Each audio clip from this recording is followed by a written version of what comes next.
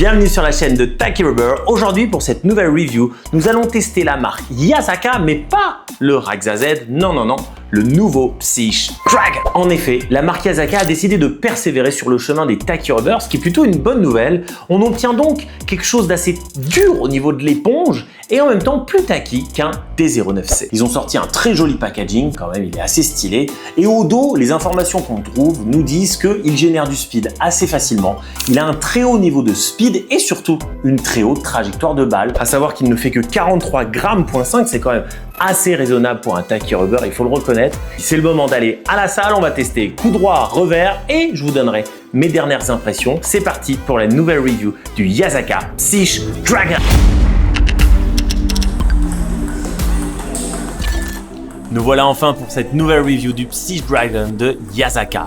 Alors déjà, par rapport au spin, parlons-en tout de suite, il ressemble étrangement au Loki 9. Il a donc un bon ratio de spin sans atteindre le maximum. Concernant le speed, l'ayant déjà collé sur ma classique Silvercheck qui est un bois assez lent, il était déjà très rapide.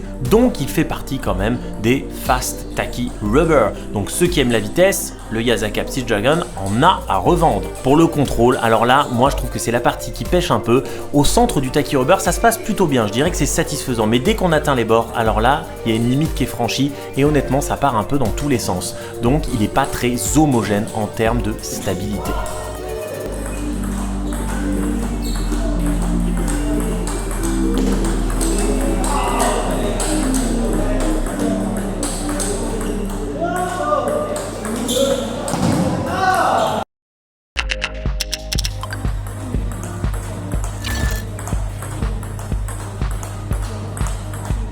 Pour le revers, je dirais qu'il y a quelque chose qui est satisfaisant, c'est sa courbe. Elle est quand même très haute. Je dirais même que c'est peut-être la plus haute que j'ai jamais testée, au-dessus qu'un Dynix 09C.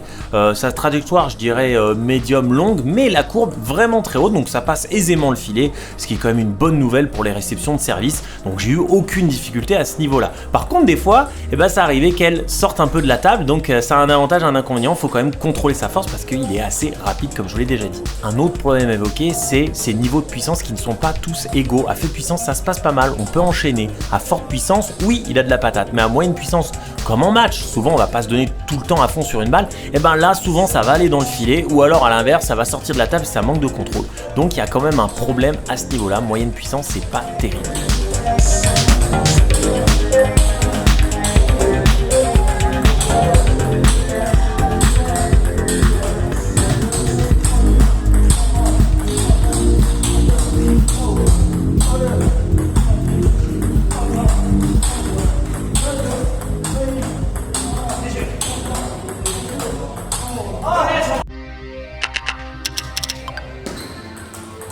Qu'est-ce que je pense de ce Psyche Dragon de Yasaka? Déjà, je suis très satisfait qu'ils sortent enfin des Taki Rubber chez Yasaka. Ça manquait un peu depuis le Raxa Z. On n'avait pas eu de nouvelles dans ce domaine-là. Eh bien, honnêtement, il est très bon. On peut jouer loin, proche de la table. Il a du punch, il a du spin. Il manque un tout petit peu encore de tackiness pour moi.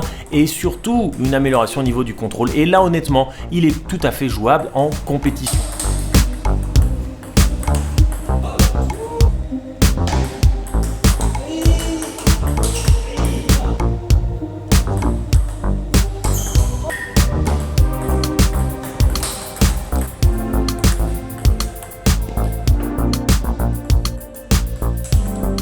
Honnêtement, ce Yasaka Psyche Dragon était vraiment très agréable à jouer.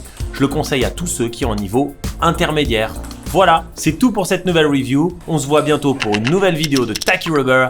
Allez, ciao les potos!